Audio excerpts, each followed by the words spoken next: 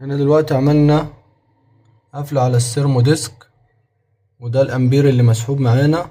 ده امبير هيتر الارضية وهيتر الكويل، والاتنين شغالين معانا كويس ومية مية.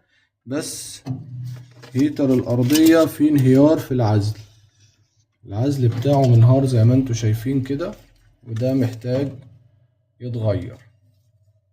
لازم ده يتغير، وهنعمل تعديل في الدايرة، لأن دايرة التلاجة ال14 الكريازي شغالة في الوضع الأمريكاني. احنا هنخليها تشتغل في الوضع الياباني. الوضع الياباني الوضع الغير محدود، ان احنا مش مرتبطين بوقت، احنا مرتبطين بالسيرمو ديسك، ان هو يسيح الدنيا جوه هو وهيتر الأرضية وهيتر الكويل، وبعد كده يدي امر للتايمر يعد الوقت الزمني بتاعه عشان نتأكد ان الدايرة ساحت معانا 100%. لكن في الوضع الامريكاني احنا مربوطين بوقت ايه؟ بوقت التايمر وليكن بيعد 25 دقيقة 30 دقيقة، احنا مربوطين بيهم.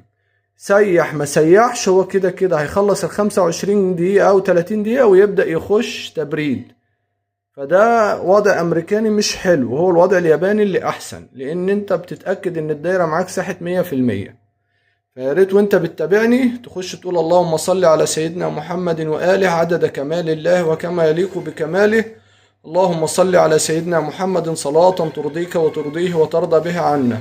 معاكم ماهر الفلسطيني لإصلاح وصيانة الثلاجات والديب فريزر وغرف التبريد والتكييفات. رقم الموبايل 010 33 ايوه 34 790.